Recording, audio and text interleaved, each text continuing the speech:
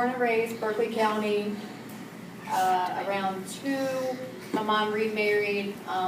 That guy adopted me. He became my stepfather. Shortly after that, she had my brother and my sister. So I was the oldest of my siblings. I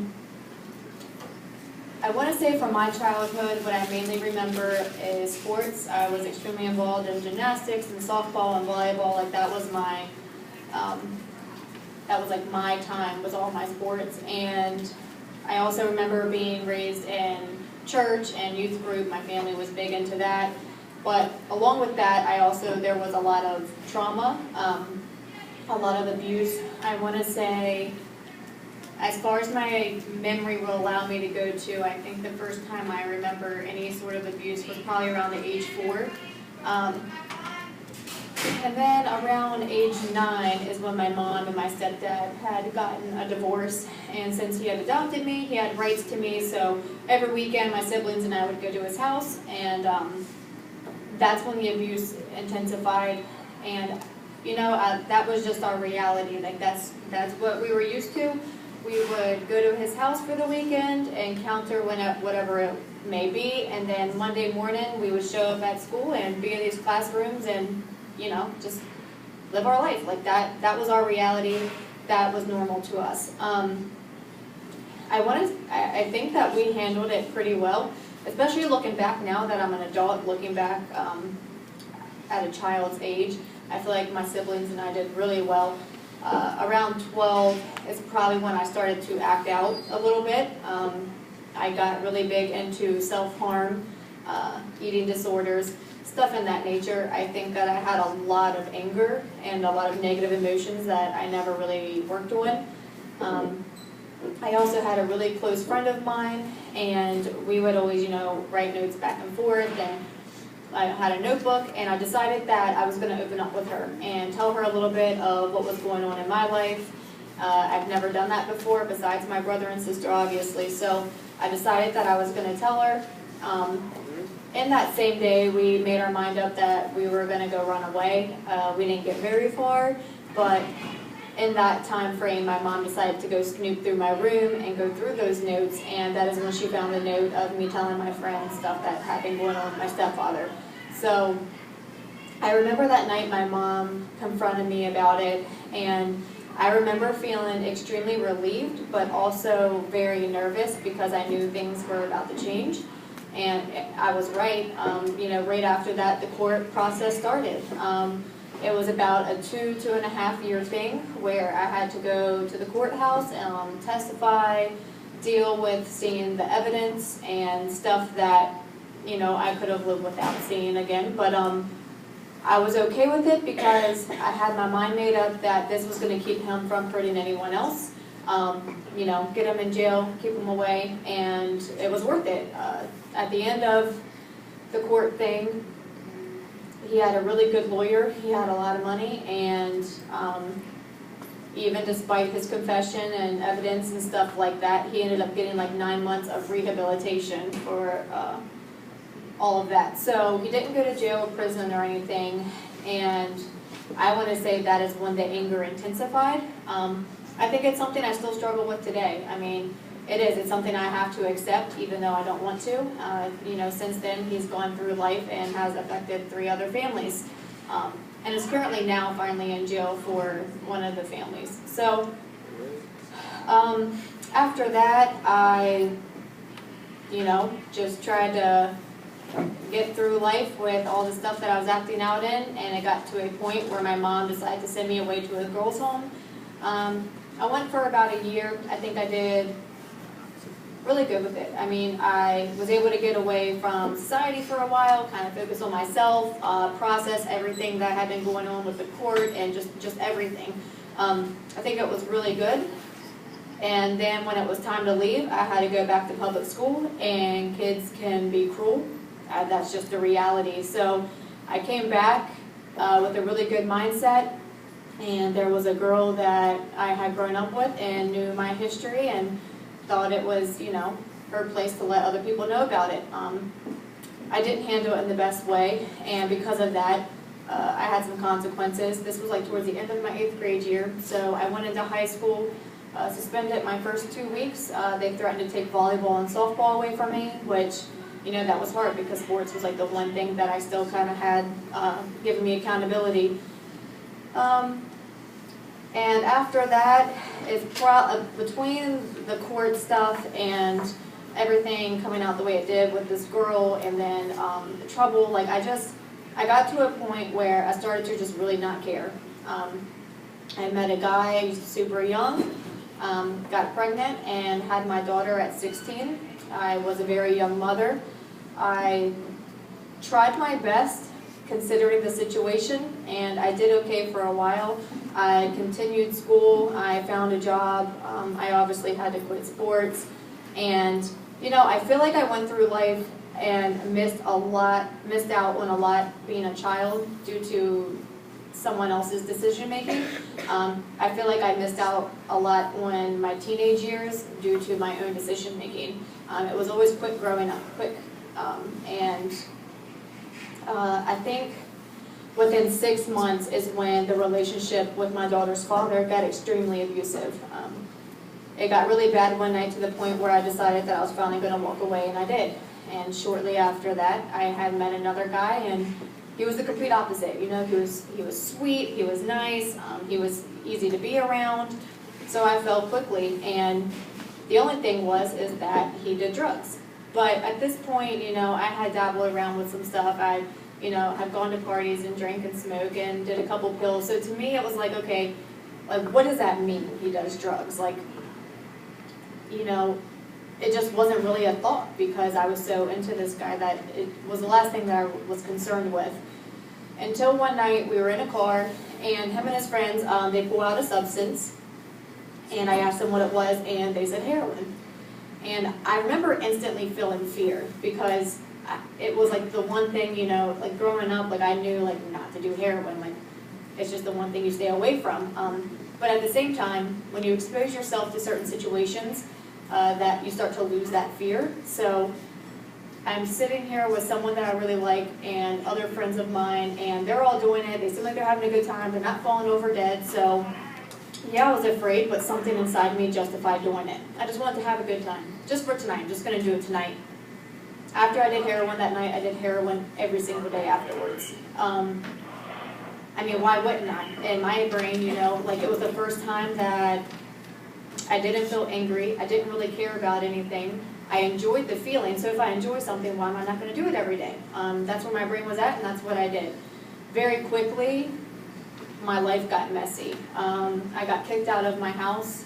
I lost custody of my daughter. I started to get into some trouble with, you know, legal trouble, so in and out of jail, and detoxes and rehabs, and just very quickly things started to get kind of out of control. I want to say within 3 months of snorting heroin every day, I ended up in a room with a group of people who were shooting up. And it was kind of like the same process, you know, it's like a progression. And I could bring up any of my friends in recovery. I know a lot of awesome people who are clean today, and they would have a very similar story. Like, this is just the story of addiction. Like, this is the same for everyone. It progresses and it's quick. So I went from all of that, and then I'm in this room. But at this point, I was so mentally deep into my addiction that it was easier to justify doing it. The fear wasn't there as much, and I told myself, you know, like I said last time, one night, I'm just going to try it, just to know what it feels like. And then after this, I'm done, I'll go back to doing what I'm doing. And every day after that, I shot heroin. I never snorted it again after that day. And that's just, you know, how it went for me and how it goes for most people. And very quickly, you know, life became even more messy. I got to a place where I was so mentally drained and exhausted and beat down that I felt like my only way out was to commit suicide. I had attempts throughout life, but looking back now, I think it was more of like a cry for help. I wanted people around me to know I wasn't okay. This was the first time I can genuinely say I was ready to kill myself. I wasn't scared of dying. I was scared of the process of dying. And that's something like I really want you guys to like hold on to. You know, that isn't me, but being in drug addiction got me to a place where that was normal way of thinking. It did not seem crazy to me for me to sit here and plan how to kill myself. And that is drug addiction. It takes you to a clinically depressive state, like you can't function. And that's where I was at. That was my way out. I was done. So I decided to attempt suicide. I was going to go run my car off the mountain, and there's a substance that like makes you go in and out of consciousness. So I was like, okay, I'll take this. I won't feel a thing, because like I said, I'm scared of the process. But I was such a drug addict that I did it going up the mountain instead of off the mountain. So, you know, I'm in this state where I feel like I have nothing left. Literally all I have left at this point to my name is my vehicle, and I'm planning on killing myself, and then I wake up and my car's totaled and I'm still alive. That was probably one of the biggest moments of feeling defeated. So that is around the time my mom called intervention. She reached out to them. I guess shortly after that they came out, and that's when they started to film me. And they followed me around for a week. I'd take them to Baltimore every day and just kind of let them, you know, see what I was doing. There was a point when I questioned if it was intervention, but at the same time, it just made more sense to think that it wasn't. Whenever I would get in a deep thought about it, it's like, a show in California, come to film me get high, like, I'm paranoid. So, and then the day came where I did walk in on my intervention. And at that point, I was so exhausted, I was ready to, like, I felt like I was ready to get clean. So I did. I agreed to go to Arizona. I went out there for like 5 months. My show aired, and I, you know, felt like my job was done. Like, everyone thought I was clean, I looked good, I was doing good.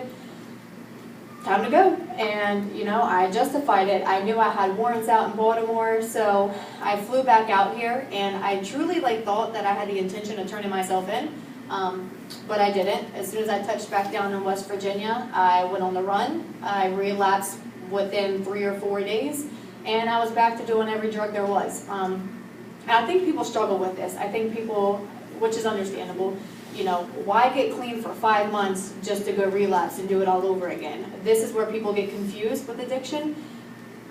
It's so much more than a physical thing. You can get physically clean all day, but if you do not work on the underlying issues that made you feel like it was okay to use in the first place, like you're going to end up in this cycle, this sick cycle. And you know, one thing I refused to do the first time I went to rehab was to work on trauma.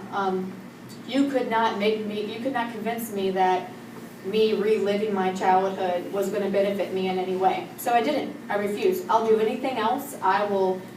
Anything you tell me to do to better myself, I will, but I'm not talking about my childhood.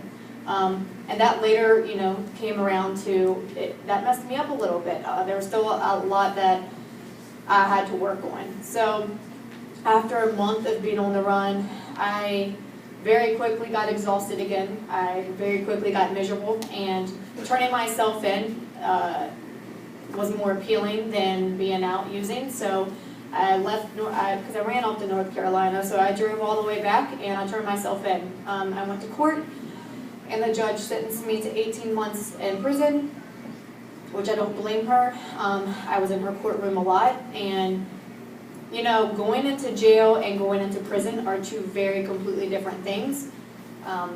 When you go to jail, you're surrounded around people, a lot of people like me, you know, who were drug addicted, petty crimes to keep up with their habit. And then going into prison, you're surrounded around people who've done some pretty crazy things. I feel like there was a lot of good people in there who did a lot of bad things. I also feel like there were a few people who maybe we're just bad. I don't know, but I know that the dynamic is different. So in prison, I was still getting high, and within like 4 months, I think is about when they found out. So they took my parole, put me in solitary confinement for 40-some days, and this is when the light bulb went off for me. This is when I started to really reevaluate what I was doing with my life. You know, I'm sitting in a room. I was allowed out 1 hour a week to get a shower, if they were nice enough to do that. They usually weren't. So a lot of time to think, just, you know, I could go on for days about stories in solitary confinement. It was enough for me to really sit down and question what I was doing. For the first time, I asked myself, is getting high worth this? Am I willing to live like this for the rest of my life? And for the first time, like, that answer was no. Because that is the reality of drug addiction. You know, I never would have ended up in prison if I didn't do drugs. You know, there would be no reason to commit any of the crimes that I did. That's what drug addiction does. I don't know a single happy, successful heroin drug addict. I don't. And that's the reality of doing drugs. So I did the rest of my time, stayed clean, stayed to myself. It was time to get out, and I was terrified to come home because, again, addiction is more than a physical thing. Even though I've been physically clean, I hadn't worked on anything. And I knew that I still had a lot to work on. So I came home for 3 days. Just those 3 days was difficult. And then I flew back out to Arizona and went back to the rehab. And this time, I was very willing and open to work on whatever it is they wanted me to work on. And of course, a lot of that was my childhood and my trauma. And I did it. And I think that I did pretty well with it. I mean, I still work on stuff today. I still go to therapy today. It's a process, and I think without it, I wouldn't be as far as I am now. Within 6 months, they offered me a job, and I got a job out in the rehab. I was working with women who were new into recovery. I loved it. I had met my husband out there, and it got to a point where I decided to move back out here because my daughter, I had told you guys about, lived out here. And when we came out here, like, we started from the bottom, you know? I mean, I finally had paid off all my debt, got my license back, and now it was time to finally start from, like, where normal people start, I guess. I was sleeping on my grandmother's floor and looking for a job. I found a job at Eastridge Health Systems, saved up some money, got an apartment, rented a house a year after that, and then I figured out what it was I wanted to do as a career. My goal was to get into EMS. I really wanted to do, you know, 911 and first responding type stuff. So that's what I did. I went to school to be an EMT. It was not easy. I had to jump through a lot of hoops with my history. You know, I had to go and prove myself. I had to have proof of how long I've been clean, letters of recommendation. I had to go plead my case. It was a lot more difficult than what it would be for someone who didn't have my history. But I did get my EMT card. I got a job through a transport company, and within 6 months, Berkeley County was hiring. They gave me a job, and now I work there full time. I have goals with this job, moving up the ladder, and that's what I'm planning on doing. And I tell you guys this stuff because I want you to understand that people who end up going down the path of addiction, they're not doomed. You know, I know a lot of people in recovery who are doing extremely well. It is possible, but it also takes a lot of work. I brought posters with me, and the reason why I started doing these is, like I said, I know a lot of people in recovery. Today I work with a lot of people in recovery, and throughout like the last 3 years, I've lost a lot of people that I know. Every single person on this poster is someone that I know or someone I know's loved one who has died from an overdose in the last 3 years. I made the second one back in March, and since then I now have to make another one to add 38 more people. 38 people since March. This does not include the people I run at my job. This does not include, I don't know them, so I did not add them. That would be a whole other number. These are just people that I've known personally. Let me see. So this guy right here, I work with his mom. His mom is a paramedic. A week before he had died, his mom ran his best friend Dakota. After Dakota died from an overdose, a week later her son died. I think probably there's Kiana over here. It's like a dark picture, but she died at the age 18 or 19. That was my sister's best friend. She dabbled around with drugs a little bit, and from what her mom says, I guess it was the first time she tried to shoot up, and you know, it took her life. The one that probably gets to me the most is, his name's Mark Bryan. I grew up with him and his children's mother. They have 2 sons. He reached out to me about 2 years ago and decided that he wanted to get clean. So I found somewhere for him to go, and I told him, give me 2 days. There will be a bed open in 2 days, just gotta stay good. And got off the phone with him, and the next morning Kyra called me and told me that their son's found him dead in the bathroom.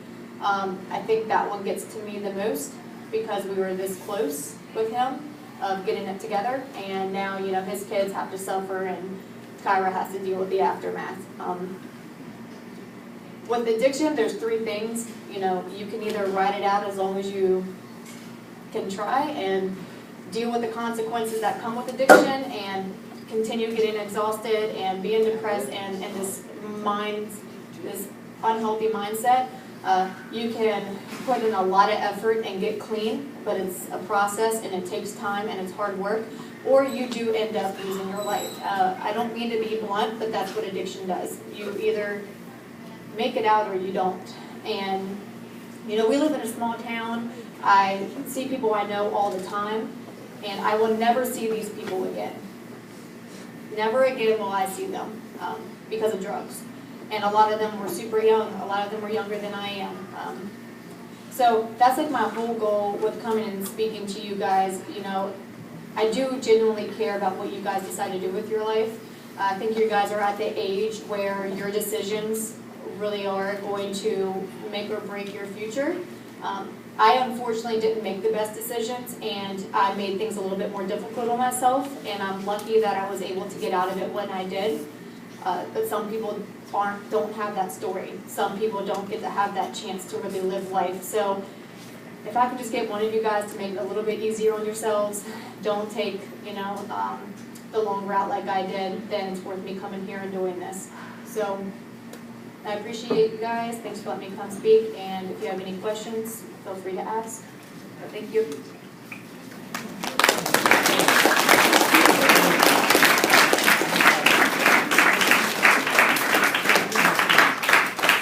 All right, what questions do you guys have for her?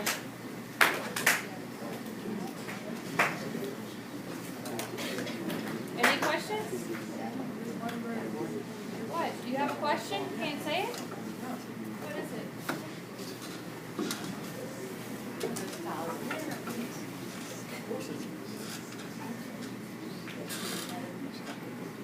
He wants to know, did your dad ever get rehab? Go to rehab? No. Nope. My dad never went to rehab. Still same old dad. Still the same scenario. I talked to him a little bit less. I've seen him actually like 2 weeks ago for the first time in like a year, but same thing. Anybody else got a question?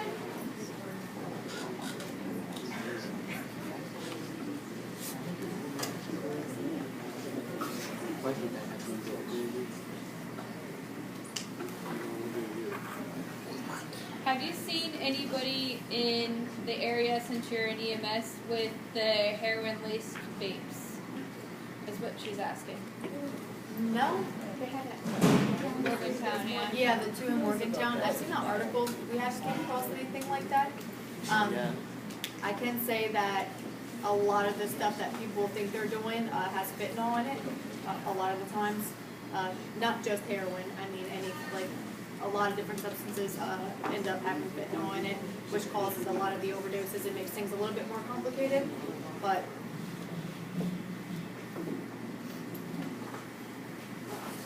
Did you have something to say since you were talking? Oh. It's cold. It's very cold. Do you have a question? Any questions? None? Oh my gosh. All right, well, what do we tell Tiffany? Thank you.